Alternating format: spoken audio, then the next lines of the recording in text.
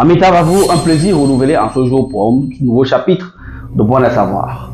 Au tête, shalom, salam alaikum, hommage depuis le 237. Aujourd'hui, on parlera d'un encodage de psaumes. Il s'agit ici du psaume 51, 10, 20, 40, 21. Cet encodage a pour but ici de faire un peu de tout.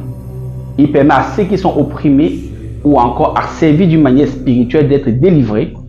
Il permet à ceux qui subissent des médisances dans leur lieu de service, à tort, permet de ravaler les ennemis de leur bouche. Voilà. Il permet aussi à ceux qui sont impurs d'être purifiés devant la face de l'Éternel. Ce somme ici est beaucoup plus pour tous ceux qui sont critiques. Et nous avons remarqué que vous êtes majoritaire ici. La preuve, quand on fait des vidéos à caractère religieux, ou quand on dévoile les secrets des sommes, vous êtes plus nombreux. Donc le taux de gens augmente un peu plus. Donc, ce somme donc, cette compilation de sommes, cet encodage, a pour but ici de vous aider dans beaucoup de domaines. Il peut être associé à du vin, il peut être associé à de l'huile, il peut être associé à de l'eau. Il peut aussi juste être associé à des prières, tout simplement, ou un mantra. Maintenant, à quoi sert d'abord le psaume 51? Le psaume 51 ici sert d'abord à la miséricorde et à la purification. Donc, avant de commencer quelque chose qu'on se fait généralement dans la spiritualité, on se purifie d'abord. Donc, d'abord le psaume 51. Vous avez dans le psaume 51 quelque part écrit: purifie-moi avec l'hysope et je serai pur. Lave-moi et je serai plus blanc que la neige. Donc, vous commencez d'abord par lire le psaume soit dans du vin, soit dans de l'huile, en fonction de ce dont vous voulez faire avec, en fonction de votre mot. Vous savez déjà que le psaume, c'est la purification et la miséricorde. Donc, vous vous purifiez d'abord et vous demandez miséricorde à l'Éternel votre Dieu, pour ceux qui sont chrétiens. Ensuite, on a le psaume 10. Le psaume 10 est appelé généralement le psaume slamiste. Pourquoi? Parce que dans ce psaume, c'est un cri de détresse. Vous avez vu, vous avez commencé par la purification, vous avez demandé la miséricorde, mais maintenant vous êtes en cri de détresse.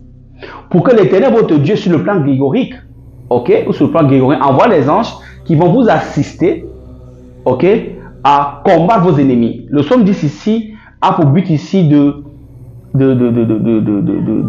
contraindre, on va dire, les ennemis ou ceux qui creusent la fosse pour vous à y tomber eux-mêmes.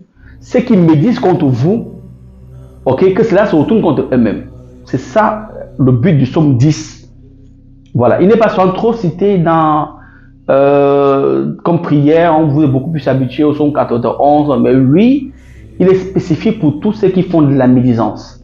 Et c'est un psaume, quand vous le lisez bien, pour ceux qui connaissent la phonétique hébraïque à la base, quand on le récite, quand les Hébreux le récitent réellement, la version hébraïque, c'est un slam, dont on l'appelle, c'est un psaume slamiste. Voilà, donc, vous étudiez dans ce psaume-là, après le 51, vous tombez sur le psaume 10, ok, qui appelle votre Dieu à dire au secours à la détresse. Vous êtes purifié, vous avez demandé la détresse.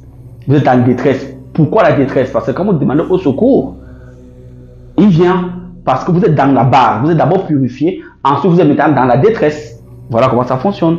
Maintenant, le psaume, on est déjà là au psaume 51, 10. Maintenant, le psaume 20. Le psaume 20, c'est la motivation spirituelle. Le psaume 20, c'est l'appel à l'élite.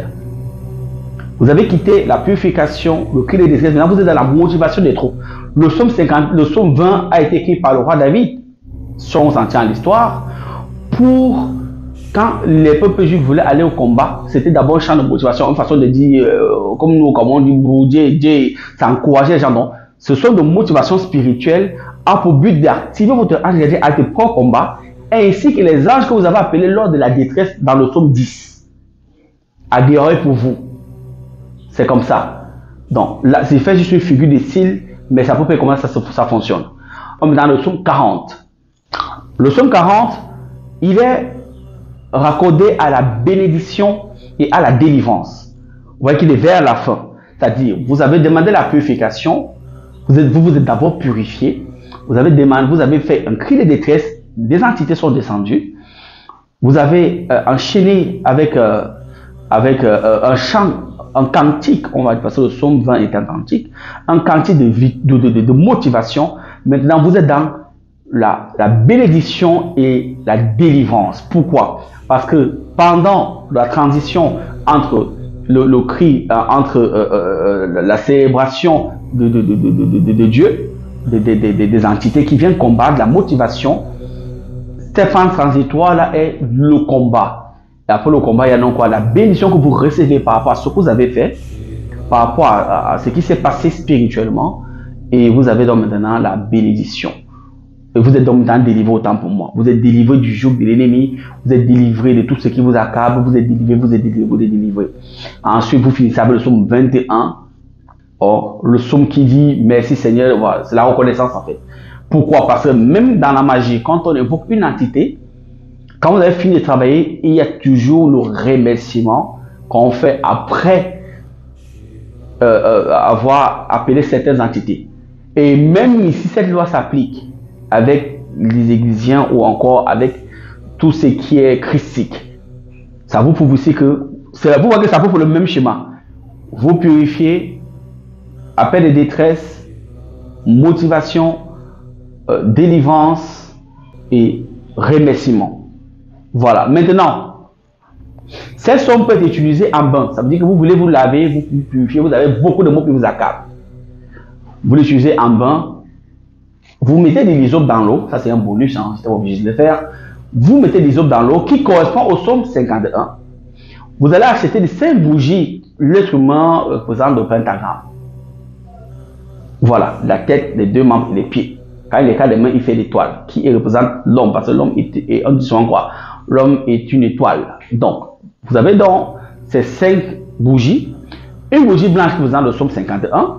Une bougie rouge qui représente le psaume 10. Une bougie verte qui va représenter le psaume 20. Donc, c'est 51, 10, 20. Une bougie bleue qui va représenter le psaume 51, 10, 20. 51, 10, 20. 40, le psaume bleu, la bougie bleue. Et la bougie blanche et la jaune, autant pour moi, qui va représenter la dernière bougie. Voilà. Vous avez ces 5 bougies-là qui vous permettront comme ça d'allumer pour ceux qui veulent. Vous n'êtes pas obligé. Amplifier le truc. Au pire là, vous allez charger les bougies. Donc, du haut vers le bas. L'autre du bas vers le haut. Donc, la blanche du haut vers le bas pour la demande. Pour le combat spirituel, vous allez plutôt du bas vers le haut. Pour la verte, du haut vers le bas. Et la dernière et la 4e bougie, du haut vers le bas aussi, parce que c'est bleu. Et la dernière bougie, du haut vers le bas. Donc, la seule bougie que vous allez charger au sens inverse, c'est la rouge. Donc, du bas vers le haut. Donc, une fois que vous le faites, vous allez acheter ici l'encens qu'on appelle le jaoui. Pour agumbaser le jaoui, très bon pour ce genre de trucs. Vous allumez le jaoui, une fois que ça commence à soit en bâtonnet, soit en résine. Une fois que ça commence à fumer, les bougies sont allumées. D'abord l'encens, ensuite le feu. Vous pouvez faire en cercle. Ok, ensuite maintenant vous vous lavez. Comme vous pouvez aligner en horizontal, il faudrait qu'il y ait ces bougies allumées. Ensuite, vous lavez donc maintenant. Ok, en récitant, avant de vous laver, vous récitez donc maintenant le psaume 51. Vous récitez le psaume 10, tout complet. Vous récitez le psaume 20 complet. Le psaume 40 complet et le psaume 21 complet. Dans cette où il y aura ces charges énergétiques là qui vont jouer avec les bougies que je vais les donner, y compris l'encens qui va jouer son rôle. Pour ceux qui ont des clochettes, vous allez sonner 5 fois. Tang, tang, tang, tang, tang, autour du seau. 5 fois, pas plus. Sera son jeu à jouer. Il signalera les anges planétaires qui correspondront à ces bougies-là d'intercéder pour vous. Voilà comment ça se passe pour que vous ayez un bon résultat. Maintenant, pour ceux qui vont utiliser ça avec de l'huile, généralement quand on utilise de l'huile, c'est pour ceux qui sont généralement combattus par les couches de nuit, les problèmes de poison de nuit, les nourritures de nuit. Vous utilisez de l'huile ou encore l'envoûtement. Vous pouvez utiliser de l'huile. Donc, pour de l'huile, vous allez mettre une aiguille à l'intérieur. Ok? Cette aiguille va donc permettre maintenant de jouer le rôle de l'épée ou encore de la lance des pierres de Saint-Michel. Ensuite, vous allez lire cette succession des psaumes là. Ensuite, vous allez attendre 24 heures, vous mettez un tissu blanc au-dessus. Donc, vous finissez de lire les 5 psaumes, après vous couvrez d'un tissu blanc de soie. Tranquillement, le lendemain de maintenant, vous allumez les 5 bougies, vous allumez l'encens, jaoui encore. Vous prenez une bougie pour ceux qui ont les couches de nuit, vous allez oindre la bougie du haut vers le bas. donc de la mèche vers le bas. Ensuite, vous mettez ça à l'intérieur de votre pubis. Oui, vous mettez à l'intérieur de votre pubis avant de vous coucher. Vous réalisez maintenant le somme dans votre Bible 51, 10, 20, 40, 21. Vous dormez, vous faites ça pendant 7 jours. L'esprit de couche de nuit va se libérer de vous. Donc, quand vous le faites le lendemain, vous nettoyez, vous gardez. Le soir, vous le faites avant de dormir. Et quand on le fait, on dort, on ne mange pas au téléphone, on se couche une fois. Vous faites le lendemain, vous faites ça pendant 7 jours. Et chaque jour, vous faites le même rituel. Vous allumez les mêmes bougies, ainsi de suite. Quand vous finissez, vous éteignez les bougies, vous dormez. La bougie reste entre vous. Le matin, vous enlevez, vous partez au travail. C'est comme ça, vous faites ça pendant 7 jours. Vous allez voir un résultat. Voilà. Pour ceux qui, pour les nourritures de nuit, une fois que vous avez fait, vous avez mis dans les guilles, vous avez fermé avec le tissu, vous allez voir ça engorger. Vous allez voir ça en 5 gorgées. Femme comme homme. Une fois, 2 fois, 3 fois, 4 fois, 5 fois, 6 fois, 7 fois. Le peu là, vous allez nettoyer votre nombril avec. Vous allez nettoyer votre nombril. Ok. Et c'est bon.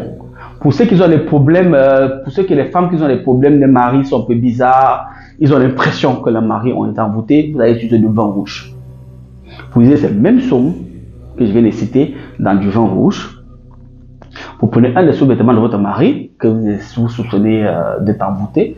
Vous allez verser ça 7 fois. Chaque fois que vous allez verser, vous allez faire une déclaration. Cette déclaration, s'il a envoûté, ça va dissiper le sort. C'est comme ça. Et quand vous finissez, vous communiez vous-même. Une fois que vous avez versé 7 fois dessus, vous buvez une fois. C'est comme ça. Quand vous allez parler à votre mari, c'est ça comme s'il sort d'un réveil ou d'un sommeil. C'est comme ça. C'est pour un certain degré. Voilà. Donc, il y a beaucoup de façons d'utiliser ces sommes que je viens de vous donner ici. Bon, faites bon usage. En bon entendeur, salut. C'est un plaisir d'avoir partagé ces capsules avec vous. C'est au Roi depuis le 237. Oui. Otep, Shalom, c'est l'Afrique qui gagne.